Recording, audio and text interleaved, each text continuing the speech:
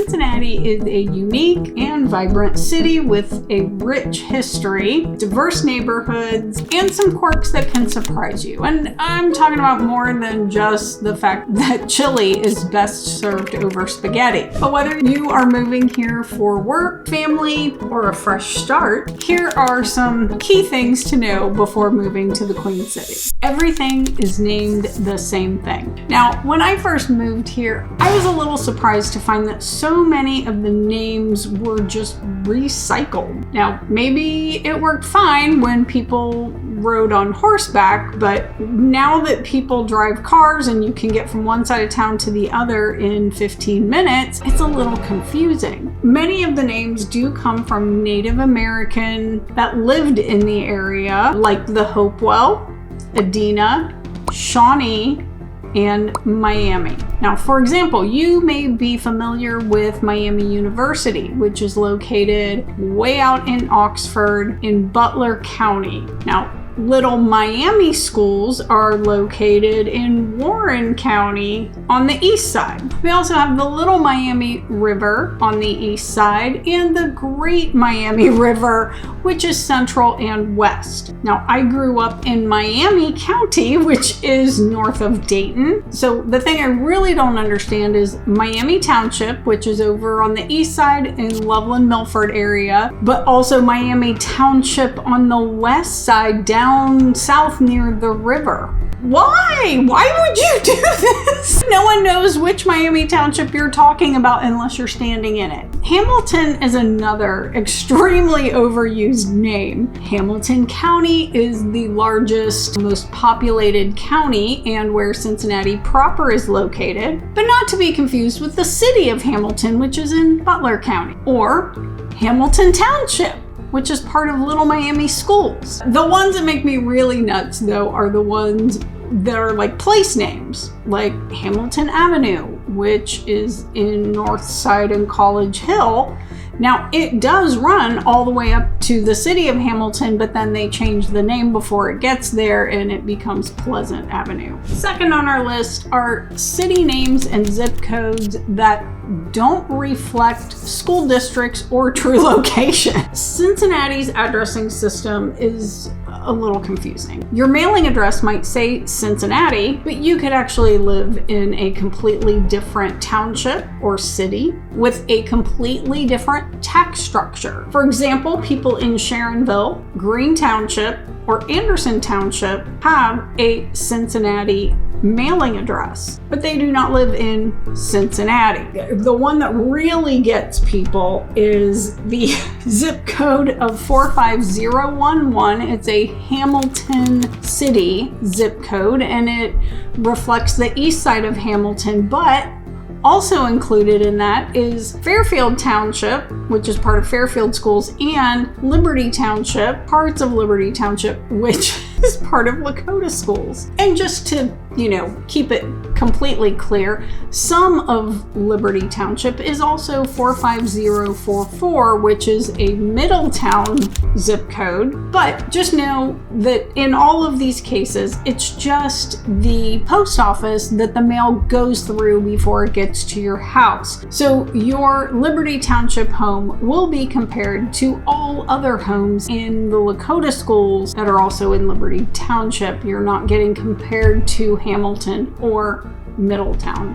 But this is why you need a real estate agent if you are coming here from out of town and you are unfamiliar with the area. King Schools has 4 different zip codes. There are also 4 different school districts in the Mason 45040 zip code. There are also a few strange instances where a house can be in a completely different county than the school district.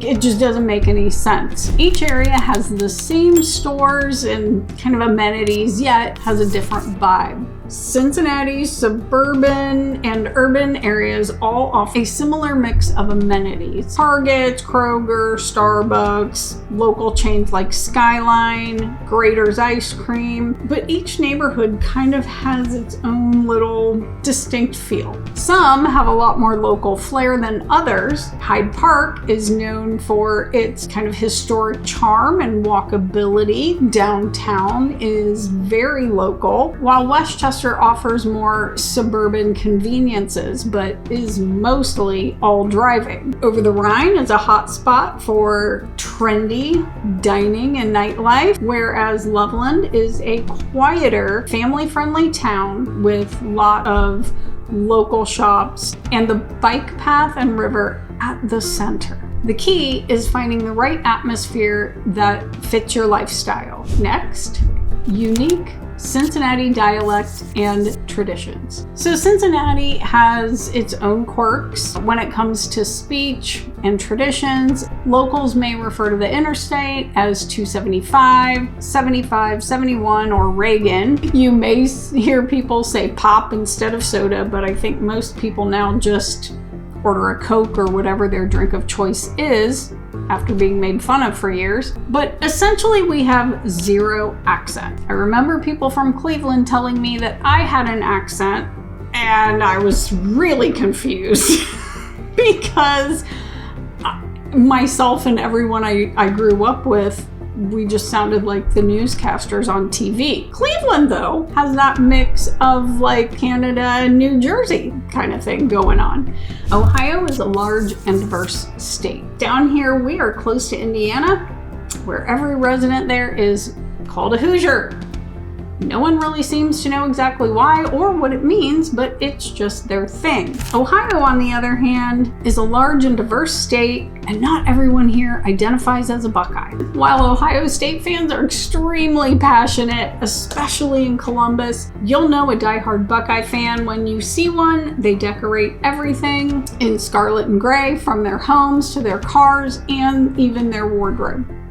Now that said, some Ohioans take offense to being called a Buckeye, given that the state is home to multiple major universities. And when it comes to sports, Ohio is a divided but passionate state. Ohio has 2 major league teams in just about every single sport there is. And while Browns and Bengals fans may not see eye to eye, there's one thing we can agree on. It's the disdain for the Pittsburgh Steelers.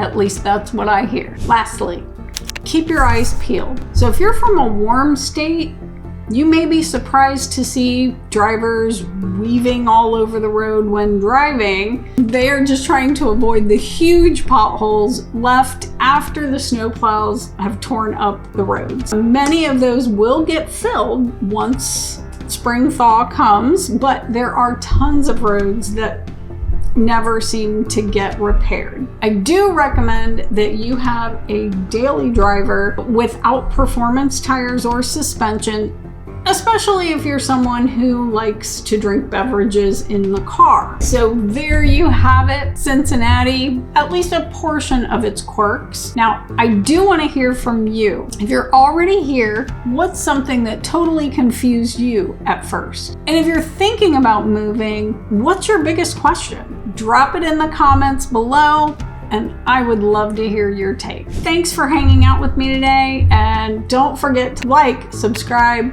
and hit that notification bell so you never hit a video. And until next time, peace, love, and Grater's Ice Cream.